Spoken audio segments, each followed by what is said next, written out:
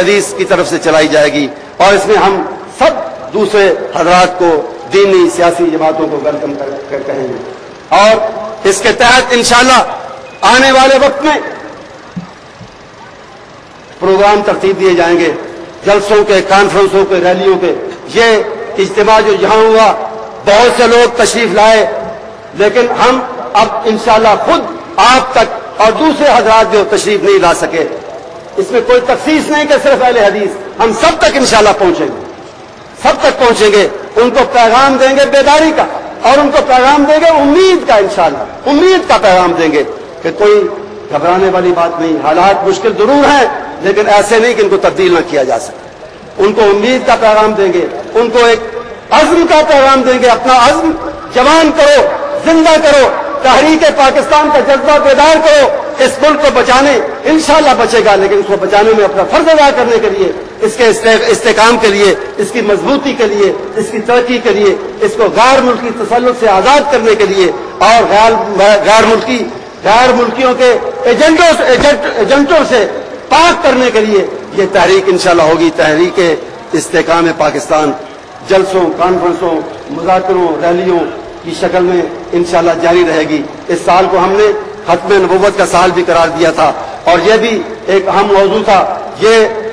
وہ سلسلہ اپنی جگہ پر الحمدللہ جاری ہے۔ اس کے تحت مذاکرات بھی ہوئے، کانفرنسیں بھی ہوئی، اس کے تحت کورسز بھی ہوئے۔ ہم نے نوجوانوں کو، بڑوں کو، چھوٹوں کو باقاعدہ طور پہ تعلیم دی، بتایا کہ مرزائیت کیا کہتی ہے اور اسلام اس کے مقابلے میں کیا ہے، اور مرزائیت کے خلاف دلائل ان کو فراہم کی۔ اس کی وجہ یہ ہم نے کیوں ایسا کیا، ویسے تو ہر وقت کرنا چاہیے، لیکن ایک پس منظر تھا اس کا کہ امریکہ اور یورپ میں آج بھی یہ صورتحال ہے کہ وہ کوشش کر رہے ہیں، مرزائی وہاں منظم ہو چکے، انہوں نے بڑے بڑے سینٹر، بڑے بڑے مراکز خرید لیے، بنا لیے، اور وہ کوشش کر رہے ہیں بین الاقوامی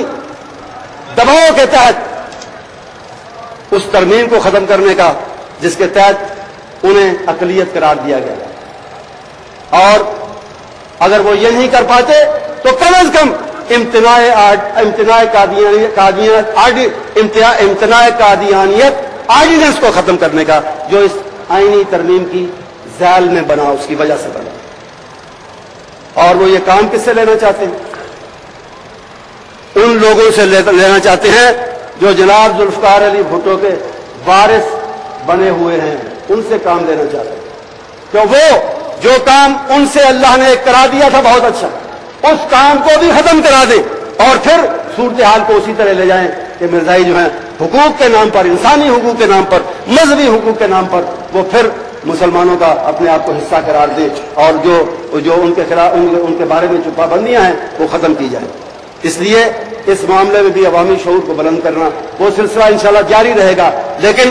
اب ہم یہ تحریک جس کا میں نے ذکر کیا، تحریک استحکام پاکستان، اس کی طرف بھی بھرپور توجہ دیں گے، اور میں اس سلسلے میں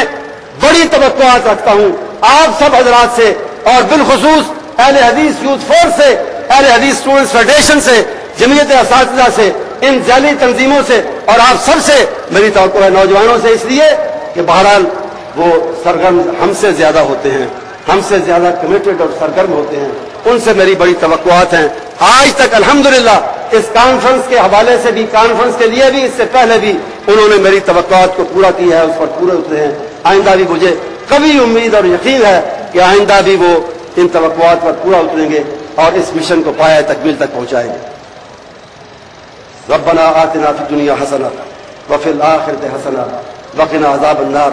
اللهم احسن عاقبتنا في الامور كلها واجرنا من خزي الدنيا وعذاب الاخره اللهم انصر من نصر دين محمد صلى الله عليه وسلم واجعلنا منهم واخذل من خذل دين محمد صلى الله عليه وسلم ولا تجعلنا منهم اللهم لا تدع لنا ذنبا الا غفرته ولا هما الا فرجته ولا دينا الا قضيته ولا حاجة من حوائج الدنيا والآخرة إلا قضيتها يا أرحم الراحمين أقول قولي هذا وأستغفر الله لي ولكم ولسائر المؤمنين سبحان ربك رب العزة عما يصفون وسلام على المرسلين والحمد لله رب العالمين.